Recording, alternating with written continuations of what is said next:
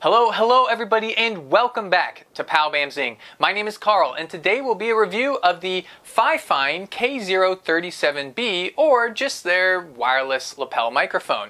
So this lapel microphone sits at around $35 on Amazon. It's comfortable, it's not super intrusive. As you can see, it's right here on my shirt. It might be a little bit more intrusive if you had a green or a white shirt and the black lapel mic was sitting. It gets something that had a little bit more contrast to it, but here on this black shirt I don't think it's too bad.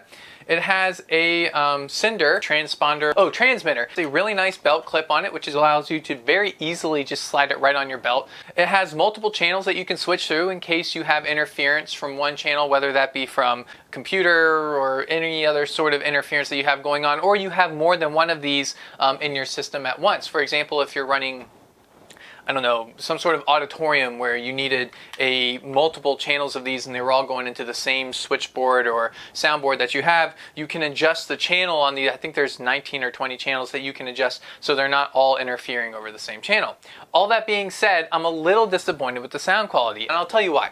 The reason I got this wireless microphone is because the room that I'm in is very echoey. There's no sound foam or any deadening material on the other side of my room behind the camera that you're watching me through right now. It's pretty much just a blank wall with a couple video game puzzles that are glued together and hung up on it, and they don't do anything to deaden the sound. So previously I would have my shotgun mic sitting on my camera and it was picking up a lot of echoey noises. So I had two options. I could either buy a bunch of sound foam and cover the entire one side of my wall with sound foam, which I'm actually considering doing now, seeing as how this microphone's sound quality isn't what I expect to be up to par.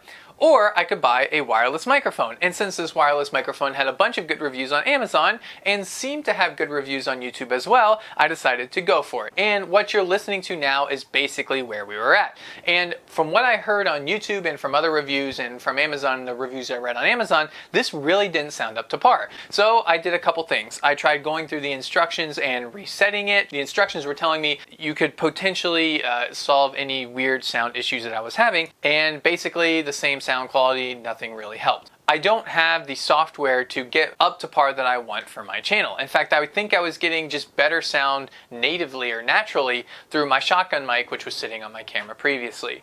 So what I want to do is I want to go through some of the channels on the transmitter right now, see if we can get any better audio quality. So we are on channel 569 right now. So we're going from 569, we're now at 570, check, 570, 571, channel 571.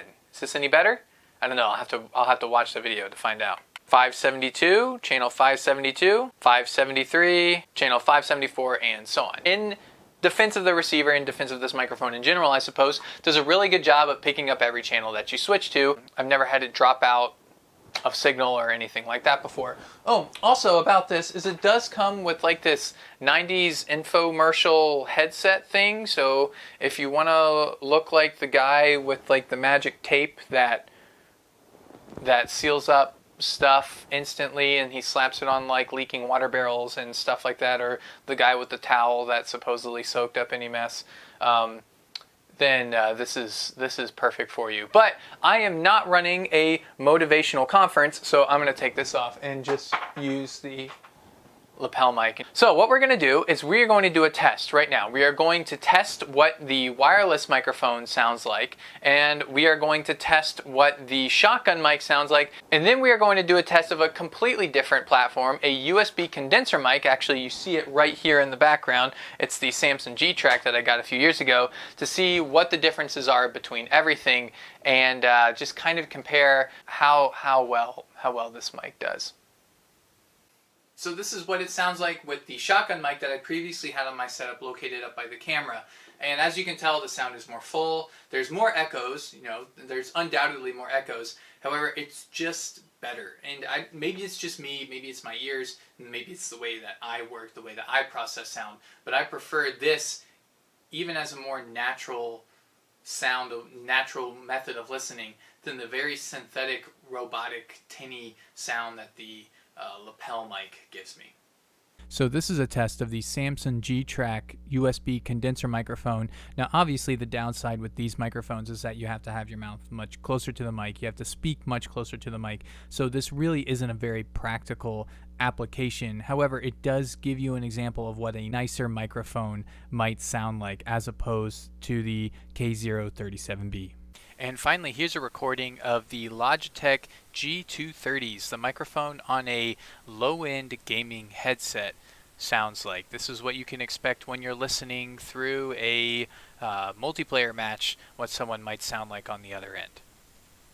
So after running the test, you might be able to tell that the sound coming from the wireless microphone, the lapel microphone I should say, is a little bit more tinny and just doesn't have the fullness that the other mics do, even if the shotgun mic does pick up more surrounding echoes. I'm not saying that this is a bad microphone. I'm saying that this is the experience that I'm having with it. For like a seminar, or for if you're a college professor and you need something to take your voice over the comms or whatever you have, that this would be great for it. I don't know, if you're doing a public event or something like that, very convenient way of being able to walk around and project your voice, and it's very simple and for cheap too, for 35 bucks. But as far as actual audio quality goes, and for something that I would want to use in my YouTube videos in the future, I think I'm just going to have to end up going with my plan A idea, and that was to basically just cover the whole back wall of my studio with sound foam. Sound has always been something that's kind of a bother to me. I think that sound is